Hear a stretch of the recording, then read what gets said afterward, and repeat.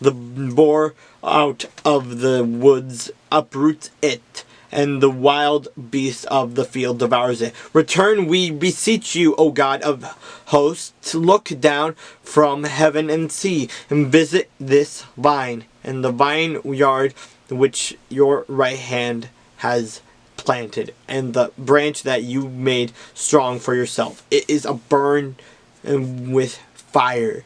It is cut down. They perish as the rebuke of your countenance.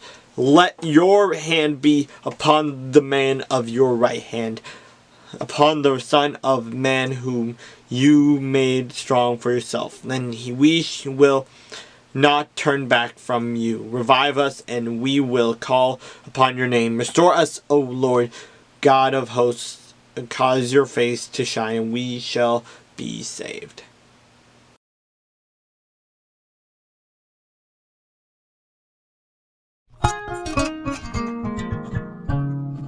And the Lord spoke to Moses and Aaron, saying, when you have come into the land of Canaan, which I have give you as a possession, and I put the leprous plague in a house in the land of your possession, and he who owns the house comes and tells the priest, saying, it seems to me that there is some plague in the house.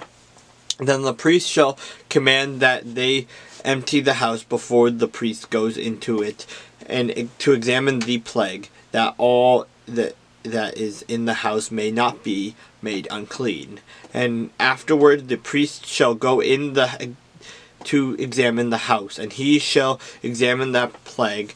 And indeed, if the plague is on the walls of the house with ingrained streaks, greenish or reddish, which appear to be deep in the walls, then the priest shall go out of the house to the door of the house, and shut up the house 7 days. And the priest shall come again on the 7th day and look. And indeed, if the plague has spread on the walls of the house, then the priest shall command that they take away the stone in which is the plague, and they shall cast them into the unclean place outside the city. And he shall cause the house to be scraped inside all around, and the dust that they scrape off they shall pour out in an unclean place outside the city. Then they shall take other stones and put them in the place of those stones. And he shall take other mortar and plaster the house. Now if the plague comes back and breaks out in the house, after he has taken away the stones, after he has scraped the house, and after it is plastered, then the priest shall come and look. And indeed, if the plague has spread in the house, it is an active leprosy in the house. It is unclean.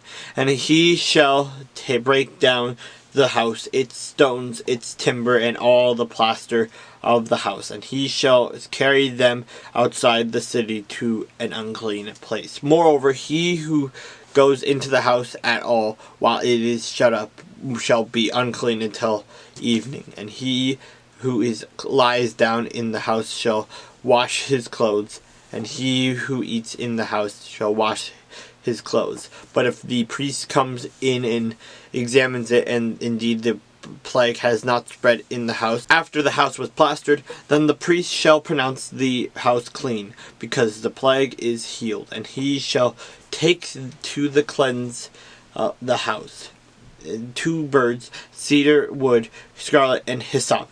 Then he shall kill one of the birds in an earthen vessel over running water. And he shall take the cedar wood, the hyssop, the scarlet, and the living bird, and dip them in the blood of the slain bird and in the running water, and sprinkle the house 7 times. And he shall cleanse the house with the blood of the bird and the running water and the living bird, with the cedar wood and the hyssop and the scarlet. Then he shall let the living bird loose outside the city in the open field, and make atonement for the house, and it shall be clean. This is the law of any leprous sore and scale, for the leprosy of a garment, and of a house, for a swelling and a scab and a bright spot, to teach when it is unclean and when it is clean. This is the law of leprosy.